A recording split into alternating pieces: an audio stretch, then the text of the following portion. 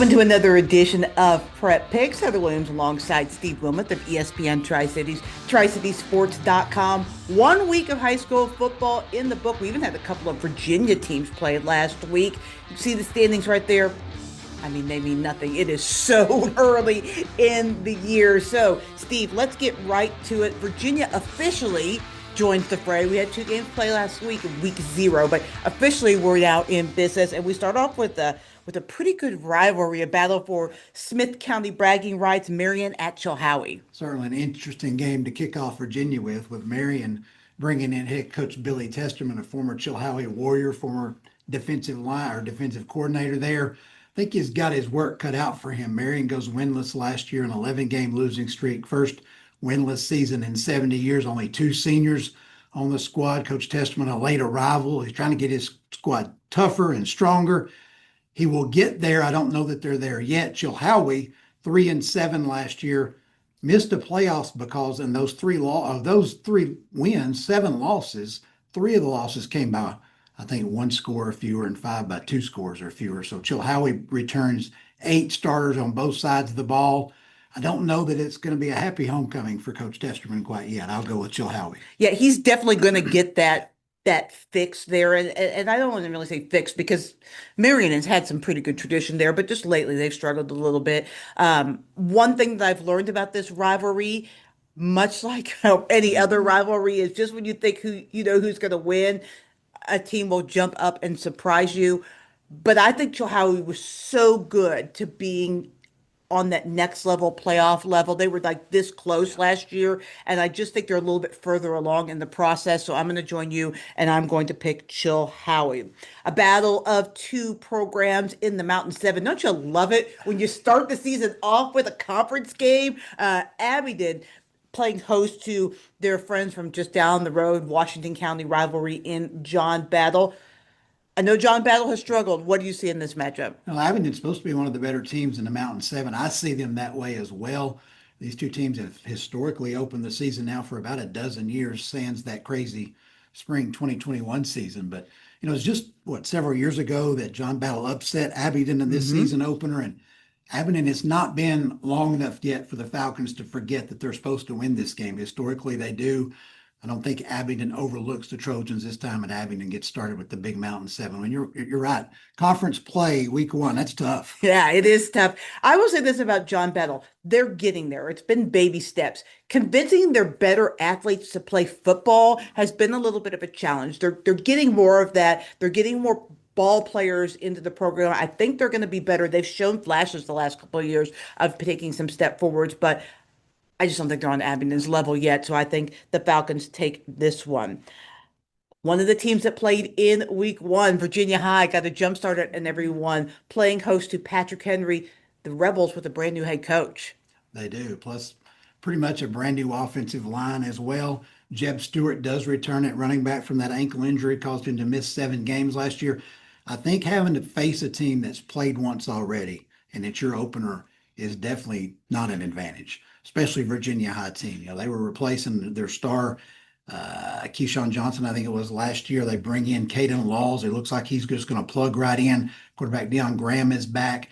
Virginia High offense is going to score some points again, and I think it'll score more than enough to win this one. I think just in one of Patrick Henry's best years, where they have a bunch of returning players, this is a challenge because Virginia High is such an offensive focused team. Deion Graham had 248 yards and 3 touchdowns. He was our News 5 Player of the Week this week. I think that kind of offense is very difficult for Virginia High or for Patrick Henry to contain. These 2 teams played once a couple years ago on Friday Night Rivals, and I think the score was something like 72-50. I mean, they just put up points, but when you're trying to run the ball, keeping up with the team that passes the ball like Virginia High does, it's very hard to keep up with them. So I'm going to pick the Bearcats to win this one as well. Final stop in the Commonwealth. Another Mountain 7 game to get things kicked off.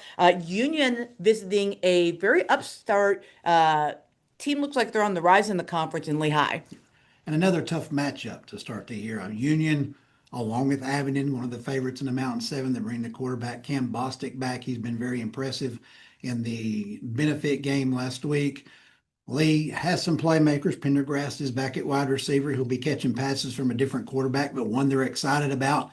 Again, I just don't know that Lee is quite there yet.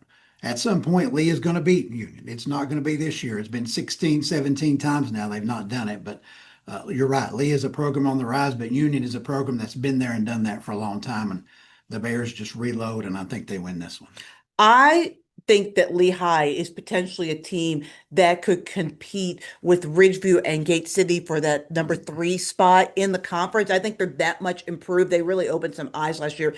Joey Carroll's really kind of got that program turned around and rolling in the right direction.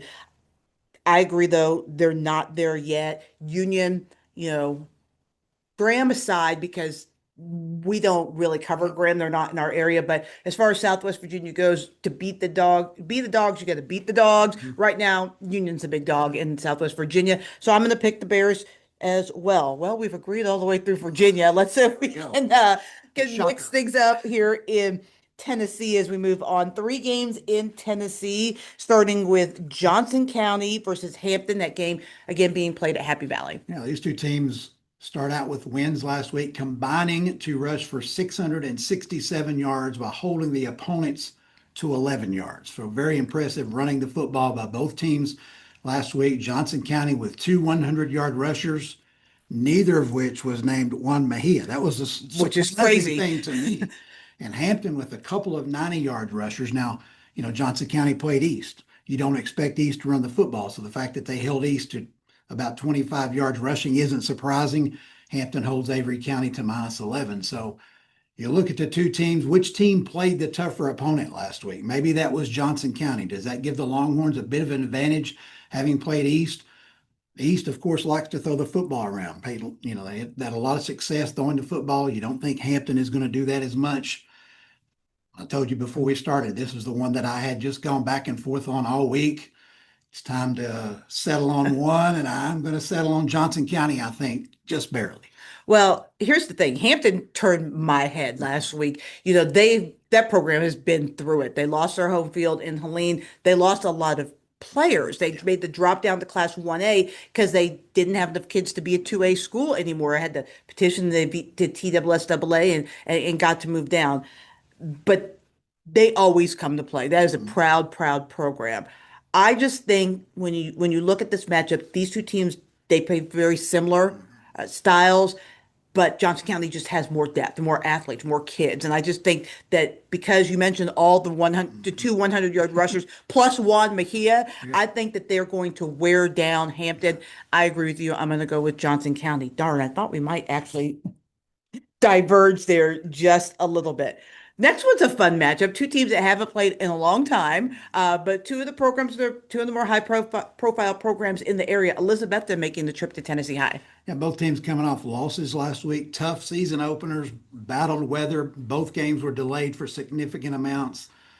Both teams made a bunch of mistakes in that game. You take away some of those mistakes, it might be a different outcome, particularly for Elizabethton.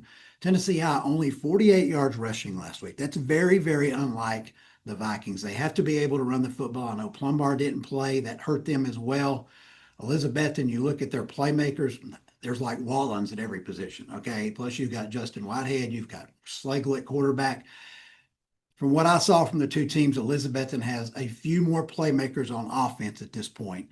Tennessee High has not won a season opener since 2018 now, but they've always bounced back and won the second game. They haven't been 0-2 since I was in my 20s. It's been a few years. Okay, been a few years ago. Just a few. But unfortunately for Tennessee High, I think that's the case this year. I think Elizabethton, those playmakers allow the Cyclones to win. You kind of tapped on something that I wanted to get into, which is I would normally hate to be the team that played Elizabethton or Tennessee High after a loss because both programs are generally very good at bouncing back. Both those coaches are very good at making adjustments and finding what was wrong and getting them fixed very quickly. I do agree with you, though. I think Elizabethton has a few more playmakers, and I just think that they're going to be the ones that get to 1-1. And unfortunately, if you were a teenager, might have been a teenager, depending 20s. So 20s. Yes. So I was maybe close to 20 at that point. You might have been a teenager. I might have been. I was definitely a teenager. Still, a long A time long ago. time. All right, final game. This is our Friday Night Rivals game of the week that we're picking. It is West Ridge at David Crockett, 1-0 versus 0-1. Westridge, very impressive. That monsoon they played in last Friday night. Westridge ran 59 plays from scrimmage. They handed the ball off, or quarterback Justice Hilton kept the ball 57 times for 260 yards. That offensive line, very impressive. Center Kingston McConnell, guards Cal Tatum and Ethan Iacino. How about Morgan Thornton at tackle? Along with, I'm going to have to cheat, Nathan Arnold at tackle. Yeah, 4 out of 5 off I the top of mean, my that's head. pretty Not bad. impressive. Come on, That's I'm pretty gonna give impressive. some love to that offensive line because Hilton and Amex carried 47 times for the majority of those yards. Very, very impressive. They kept that Tennessee offense off the field. Didn't only throw it but twice. Quarterback Justice Hilton, excuse me, an early turnover. A sophomore quarterback bouncing back from an early turnover the way he did was very impressive. Meanwhile, Crockett, you expected them to give up some yards through the air to Unicoi County, but how about 259 yards rushing for the Blue Devils? That matchup scares me a little bit if I'm Crockett. I just think Westridge, that offensive line and those running backs and that offense, that's the kind of style that Coach Hilton wants to play. Run the football, power football, and I think they're going to be very successful against Crockett. I think when you have someone with a familiar name that can help run that offense for you, it probably helps a little bit. I was really impressed with West Ridge. We thought that game would be close, but they really kind of laid down like we're here, we're going to compete, we're going to be pretty good. Crockett, I didn't think that they had a terrible game. Like they got off to a good start, and again, a game that we both thought was going to be close. I just think when two teams are pretty similar, I'm always going to give the go ahead, the favor to the bigger school because I just think depth matters in high school football. I think this is going to be another great, entertaining game. If you can't make it to the game, definitely tune in on Friday Night Rivals because I think it's going to be a good game. But I'm going to give the slight edge to West Ridge. I So, think Coach Hilton's got more Friday Night Rivals trophies than anybody, I think, in his trophy. And um, I think he's you playing know, another one. uh, I think Sean Witten's up there, and I think Stacey Carter is Okay. also up there. But those are definitely the top three. Yeah. I thought it was really fun when we did our pregame interview with Coach Witten. He flexed. He had all of his behind him. There were like five of them behind him, which is good job, good flex right there. Before we go, any observations of any of the games we picked last week that you want to mention? I kind of wanted to talk a little bit about Daniel Boone and Volunteer because I think that's probably the biggest surprise of last week. Well, obviously, I'm here. There's a lot of egg dripping on the face right here because You and me I both. looked right in that camera right there and I said, volunteer coach Jeremy Wagner said a lot of people are doubting us, and I said I doubt them. Well, 30-0, I'm not doubting anymore. Very impressive what they did.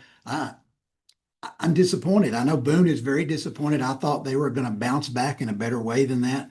But give credit to Volunteer. I mean, they've got a winnable game this week as well. We talked about that last week. The Falcons, after losing 24 straight, could very well be 2-0 going into the season. So, yeah, that was the biggest eye opener for me last week was not that Volunteer won, but 30-0. Yeah, I think we all thought there was a chance that they could be in the game for sure, but 30-0, stepping up a class.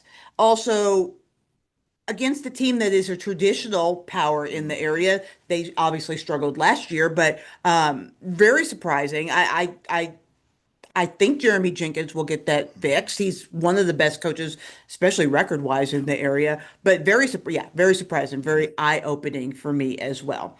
All right, so if you want more high school football action, check out this guy's website, tricitysports.com. He's got you covered for sure. And then if you want highlights of Friday night's action, be sure to join me Friday at 11:15 on Friday Night Huddle.